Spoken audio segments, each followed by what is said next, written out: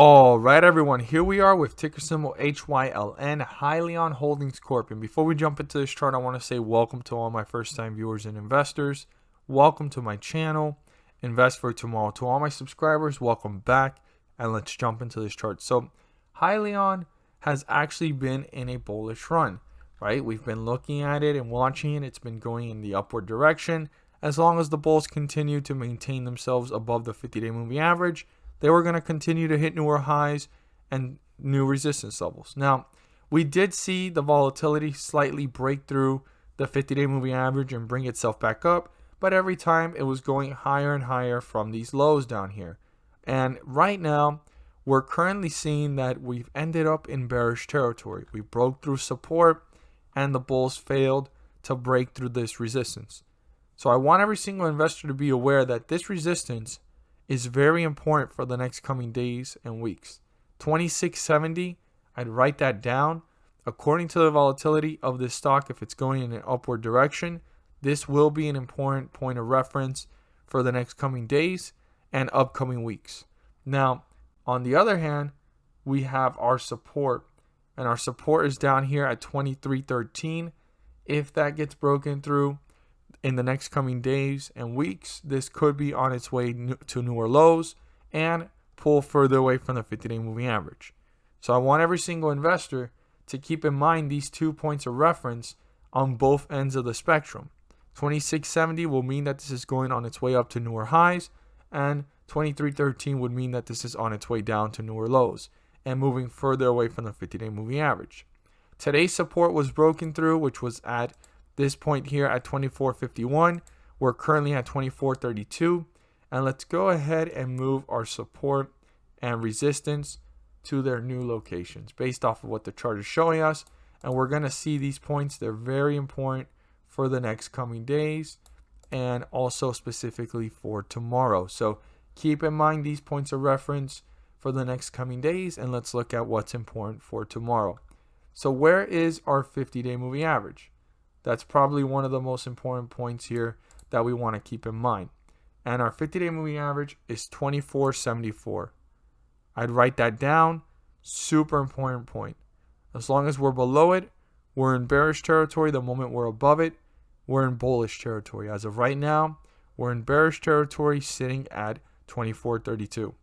If the bears continue to dominate this and pull this further away from the 50-day moving average in a downward direction, they're going to want to break through this support. It was touched twice on its way down, and this support level is 2415. So I want to go ahead and emphasize to all investors, pay very close attention to how this stock is reacting. If it breaks through 2415, how quickly is it moving to newer lows and working its way down to new support levels and moving away from the 50-day moving average. Now, if the bulls decide to reappear once this is slightly broken or before it gets broken, they do have a chance to have that tug of war to bring themselves back up into bullish territory by breaking through the 50-day moving average and working their way up to newer highs. If the bulls accomplish this, their next point of reference is up here at the resistance level at 2543. If 2543 gets broken through, this could be on its way to newer highs, new resistance levels, and start to pull away in the upward direction to reach those highs, those new resistance levels, and pull away from the 50-day moving average. So the bulls want to break through this. This is the highest point before this fell and ended up in bearish territory. So tomorrow, the tug of war will be interesting and important to pay close attention to see who starts dominating this chart. Will the bulls come back with a rally and momentum formed to then turn 2543 into a support and pull away from it? Or are the bears going to continue to tear this down, pull this further away from the 50-day moving average, making it much harder for the bulls to reappear and gain momentum?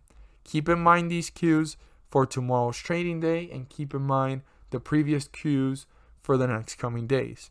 As always, if you found this video helpful and informative, please do so and subscribe. Don't forget to click on the bell to turn on all notifications and not miss a single video that I post. Share this with your friends and community, and don't forget to hit the like button to let me know you watch this video. Thank you guys so much for watching, and let's make some money. At the end of this video, there's going to be a pop-up video, and in that video, I will be discussing about the S&P 500 index and how it's been rising several points on scheduled dates. As you see here on the graph, these circles are the dates that the pumps have happened, and I use them as examples to show you guys how much the stocks have risen and the S&P 500 index rose on those dates. And the reason why it's rising is due to the fact that the Federal Reserve is pumping the markets. On these dates, the charts and the dates speak for themselves, as we can see it here, and I break it down into more detail in the video. But just to summarize it, on these dates, the S&P 500 rises, and there's individual ticker symbols rising up with it, anywhere from 30 cents to $3 per share. I know it may not seem like a lot, but per share that does add up, and these individual ticker symbols are giving you back profits. These are profits, and like I always say, profits are profits. Whether it's $1 put into the market and you get back $2, you've put in an initial investment and you got back more than what you started with. That's what it's all about. And also in the video, I go into further detail showing you guys these dates and showing you how much it rose. Like, for example, this was one of the last pump dates, and the lowest point that it reached was down here at 35.11, and the highest point reached was 35.57. That's like a 40-point jump. And here we're seeing the same thing. It went down to 35.88, and it rose up to about, I'd say, let's see, this is all still in the same day. It rose up to about a total amount of 36.23. When you do the math, that's almost a 40 to 50 point jump, and there's individual ticker symbols rising up with this. Now, I'm not there to guarantee you profits. I'm not there to tell you to buy, sell, or hold anything in particular.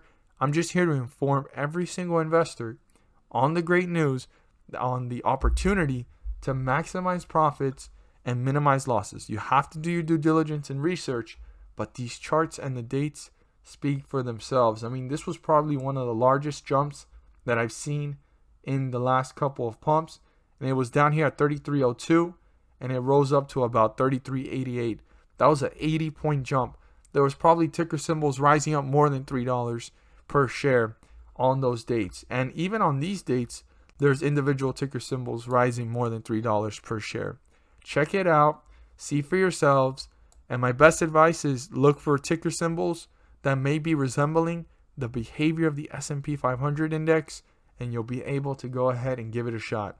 Check it out. Again, I'm not there to tell you to buy, sell, or hold anything in particular. I'm not there to guarantee you profits.